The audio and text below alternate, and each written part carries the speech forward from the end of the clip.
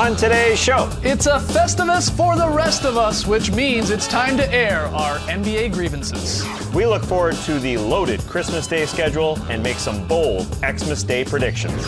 And the president meets the king in our top 10 plays of the week. It's Friday, December 23rd. The starter starts now.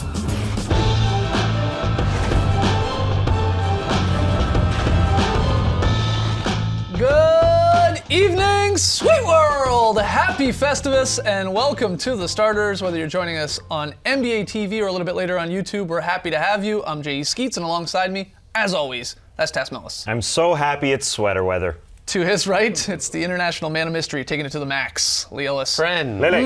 Lily, and last, certainly not least, over there, it's the bearded one wearing a sweater dress, Trey Kirby. Hey, what's wrong, TK? Yeah, a bit of a miscommunication in the old flat chat with our producer, and now I'm wearing this luxurious woolen Bulls sweater dress. I mean, do I wear it well? Yeah. Is it dangerously shortcut? Yeah. If my daughter ever wears a dress this short, she's getting kicked out immediately.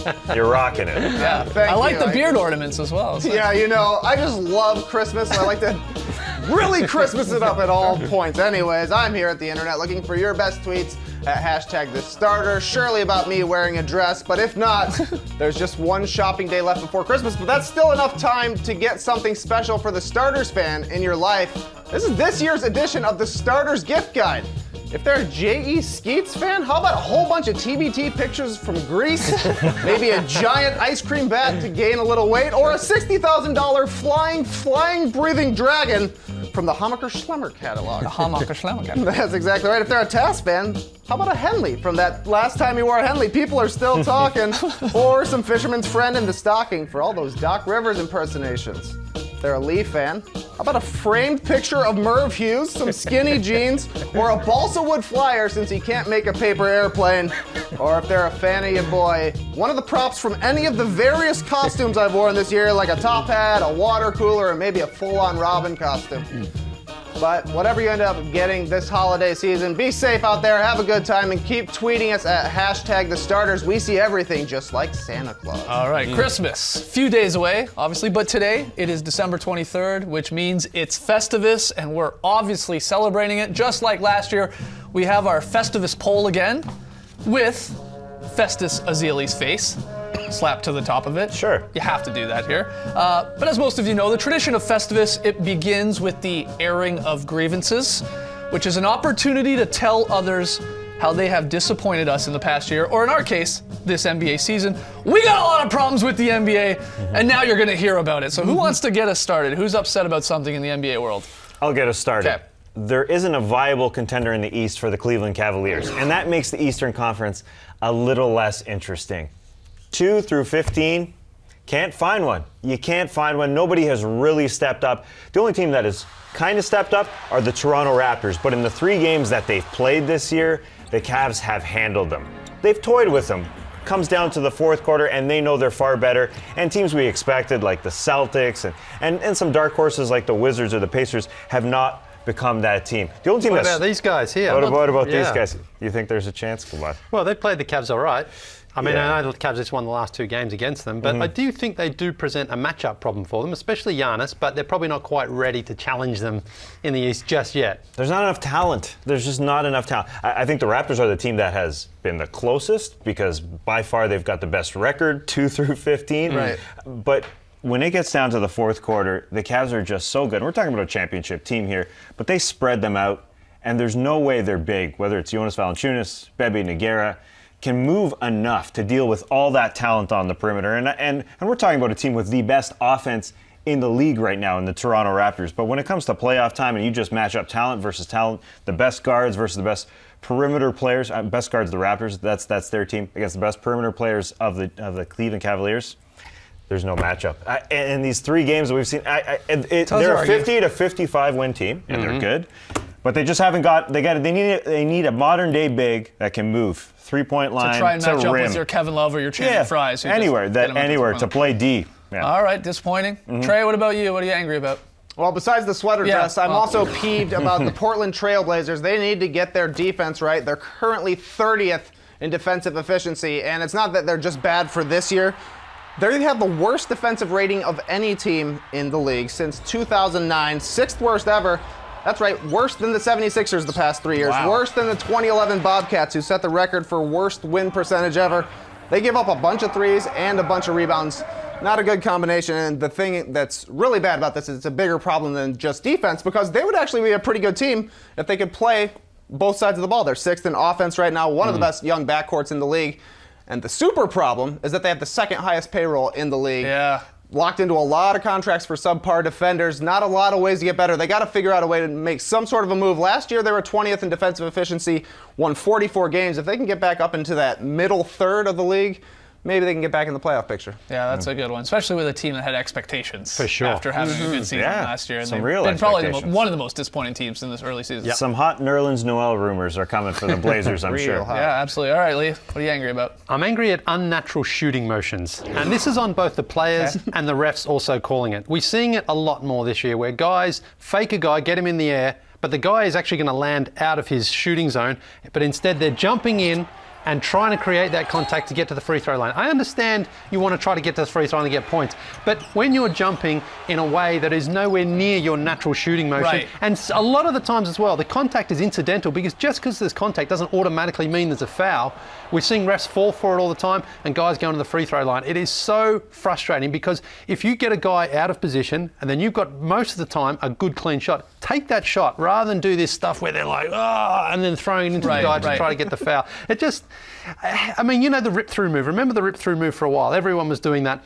And the league changed the rule and said, okay, if you're doing that and you're not in the penalty, it's a side ball out. It's not free throws. Right. Let's maybe do something like that for this same sort of thing. I don't And what see would it- you do? Just not call it, or would you call an offensive foul? Well, because- you can call either. The refs have to be a lot more careful when they're watching it and saying there was minor contact, no foul, or call it on an offensive foul, because you are the one. The offensive player is creating the contact. That's no different for me if you're just going like that to clear a guy out. If you're using your whole body to do that, then that's what should be called. I agree with that. I hate seeing that. You're right. And guys aren't shooting. annoying. They're just throwing their bodies to try and get the call. And a lot Yeah. of times they do, and that's why they continue to do it. I like that one. All right. My grievance has to do with the Utah Jazz, which might sound weird at first because they're 18-12. They got one of the best defenses in the league, 6th right now in the Western Conference.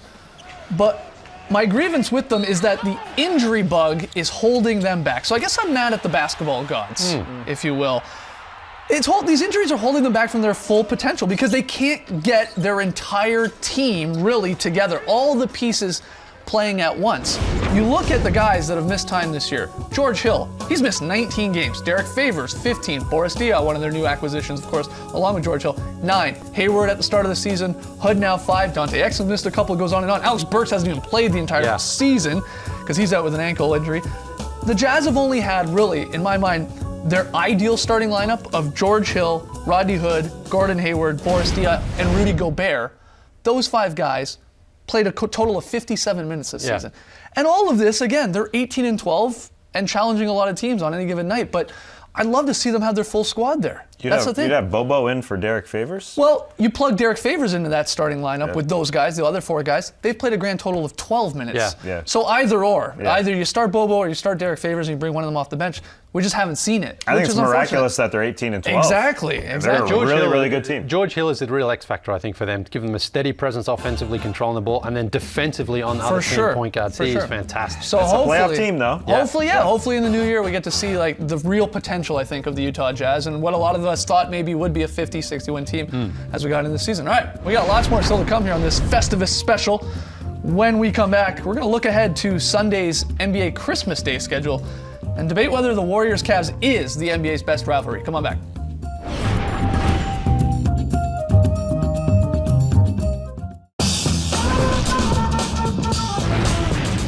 Back with the starters.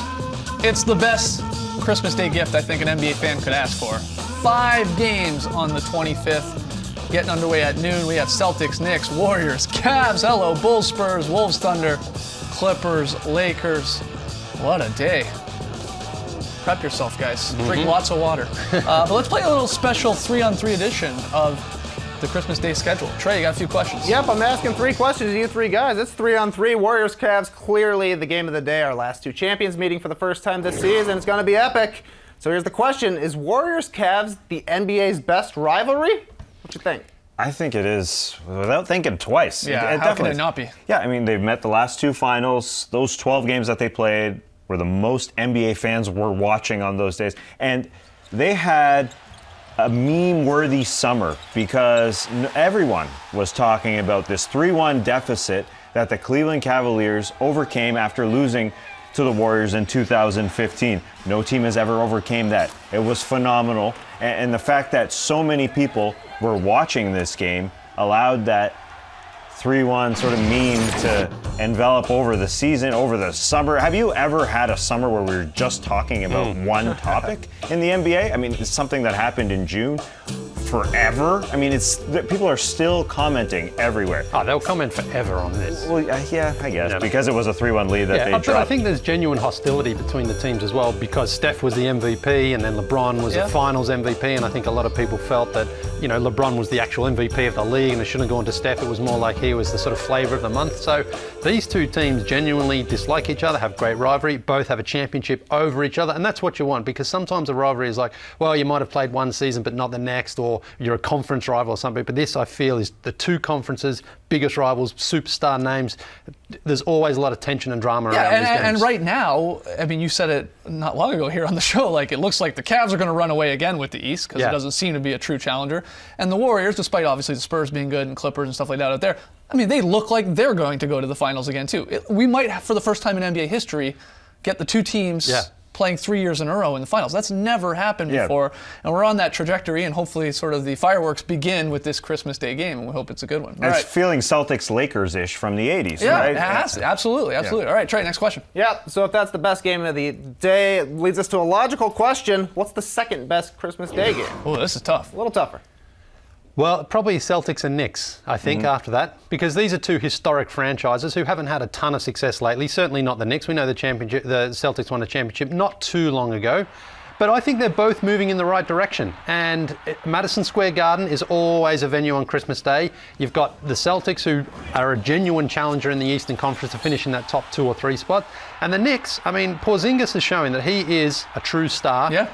They're not quite ready to challenge for the title yet, but at least they're in the playoff race right now, and that's what we haven't seen and we haven't heard a lot of from the Knicks in the last few years. So I think these two teams are going to stir up a bit of an old rivalry. I would add one more reason to that, because I think it's the Celtics-Knicks too, especially because it's at the Mecca, Madison Square Garden. You ever been to the Mecca? Come on. It's the best basketball arena in the world. But I'll add to this, Isaiah Thomas. I like the idea of a bunch of kids out there on Christmas Day getting the chance to watch Isaiah Thomas play in a marquee game against the Knicks in Madison Square Garden.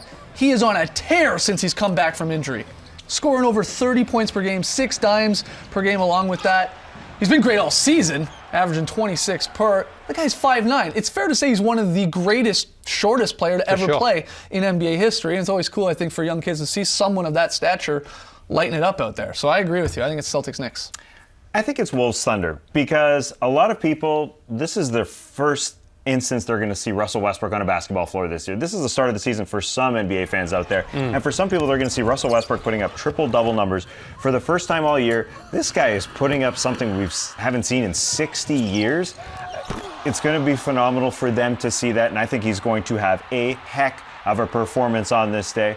And on the other side, you mentioned people pumped to watch Isaiah Thomas. I think people are going to be pumped to watch these 3 young guys on the Wolves go at it. One of the 3 teams in the NBA to have 3 20-point scorers on their teams, along with Golden State and Cleveland. They're a sensational trio. They have a top 10 offense already. It's their defense that has to pick it up. I love watching this team.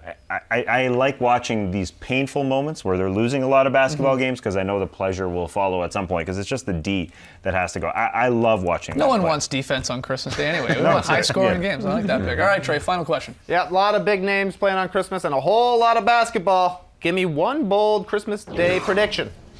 Well, I already talked about the Celtics and Knicks game, and what I'm excited about for this is I think it's going to be close, and I think it's going to come down to the wire, and I think Kristaps Porzingis is going to hit a game winner, And it's Well, going not if Melo has anything to say about that. And what's most important, though, is in our season preview show, I said on Christmas Day, Porzingis is going to hit the game winner, and the New York Post is going to run with this headline that reads, "The Knicks were good boys, so Porzingis delivered a Christmas miracle." So you're doubling down Yes. on your prediction. I see what you're doing. It's going to All right. happen. Perfect. It's all Okay. set up for it. Unicorn game winner, and then we get that the next day in New York That's Post. it. That's gonna All right, happen. bold prediction. I'm not sure whether that prediction or my prediction is crazier, but I think Russell Westbrook's going to go for 60. Ooh. He's going to do it. Bernard King. Bernard King, like, yeah. Yeah, his career high is 54 points, and it feels like this is the year he gets every single one of his records. He's on a day of rest. The Wolves have a very bad defense, Yeah, as I yeah. mentioned. They're 26th. They allow us a lot of second chance points. Russell can get on those boards if he wants. I just feel like every record that Russell Westbrook will ever have in his career should happen this season. So he should get his career high at some point. He only has a season high of 51. I think all the little recipes or all the ingredients for a 60-point game Could are happen. there. Yeah. All right, those are both bold. Mine is not that crazy, I would say. I think by the end of December 25th, we're going to have a new Christmas Day three-point king. Now, what does that mean?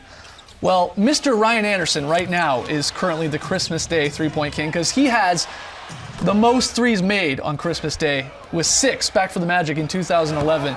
But I think we just have too many guys in today's game and the way it's played that could hit 6 or 7 or Yeah. 8, something like that. Curry, Clay, KD, Mills, Kevin Love, Redick, Swaggy P.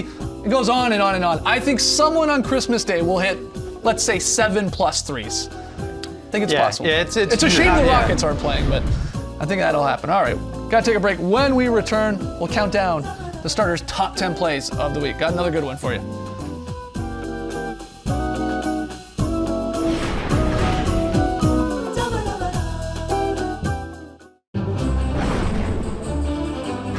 Welcome back to the Starters Festivus Special, where it's now time for the top 10 plays of the week. At number 10, Lee, you'll like this. Why's it's that? It's a layup, Oh, beautiful. but a sexy layup from Damian Lillard with the acrobatic reverse high off the glass. We've seen a lot of layups in the top 10 lately. It's nice. Oh man, that's pretty. That is pretty. At number 9, Jonathan Simmons, becoming a little bit known for the chase down block. Oh yeah. Gets a biggie right there. That's huge. Yeah. Man, he makes up some ground. Yeah, a little backhanded slap. Yeah. Yeah. Good guy. Curry opening night, that was a beauty. At number 8, Devin Booker. Oh, yeah. The big slam late against the Rockets. Devin Booker, future All-Star at the shooting guard position, known for shooting, dunking, not so much, but Man. that one, big. Real nice. Here comes Russell Westbrook, a little sham God maneuver, and then the pass with a little bit of flair. That is beautiful, that. Yeah. Everything about it. Just Did great. did he lose that dribble? Whoa. Beautiful. At number 6, little defense. Bismack Biyombo is going to deny Derrick Rose in the Mecca. Rose, I love. He's going to throw this down. Yeah, he He's really trying cocks to. it back. Little old school Rose there, but Biyombo says no. Puts the 2 thumbs down on that one. At number 5, Jeff Green gives us one of these every year. A biggie on Brook. Rough week for Brook Lopez. Yeah, Oh, no doubt. Yeah. If you're part of the Lopez family right now, I'd turn the channel. Jeff Green compilation of his biggest dunks. Yeah, is- It'll be good. Very That's a nice. big one. Because we stick with Brook Lopez this time. not again. This Come time, getting dunked on Oh, by okay. Kevin Durant. Now it's a bit of a thrunk here. Yeah, it's thrunky. Yeah, A little but more to the side, a little more respectable. he sort of slaps it in. Ugh. A little more to the side, but Brook's still in the picture. Here comes a monster DeAndre jam. Chris Paul, DeAndre. Oh, That's a thrunk, too. Yeah, that's his patented thrunk. yeah. Powell pushes him in the chest, doesn't matter. No, yeah. and just rolls his eyes after him. Getting dunked on. Oh, man. At number 2, we have a pair of Malcolm Brogdon dunks versus the Cavs. First on Kyrie Irving, and he lets him know about it. He gives him a little stare back. yeah. Yeah, that was me. And then Malcolm gets the best of the king. The president outduels the king here. LeBron usually blocking those shots. Yeah. Brogdon knows it, so he just hammers it home quickly. LeBron looking for the revenge on the Kyrie. And at number 1, a game winner. Rodney Hood said the only game winners he hit were on his driveway as a kid. Until now. Ooh, a little shimmy there, Yeah, too. yeah, Antoine Walker Antoine, shimmy. yeah. Shimmy all you want. Yeah, that's nice. I love that it's at home, too. Yeah. You get the crowd erupting. What's under Rodney's hood? A game winner. Right, there it is. Top 10 plays from the past 7 days. Final break here, but when we return, we will merge feats of strength with my latest pick'em payoff. Oh, joy. Oh, joy is right.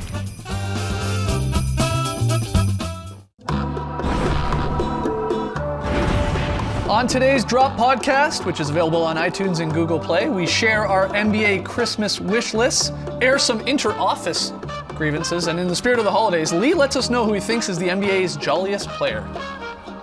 I just can't get over Andrew Wiggins' smile. Okay, yeah. You know, it's a beautiful smile. It really lights up the room because when he's not smiling, he looks like a different person. Yeah. And then he smiles and he's got a big, beautiful mouth and his eyes light up. He does. I just think he would bring cheer to any room. That if he walked in here right now and smiled, I guarantee everyone would smile.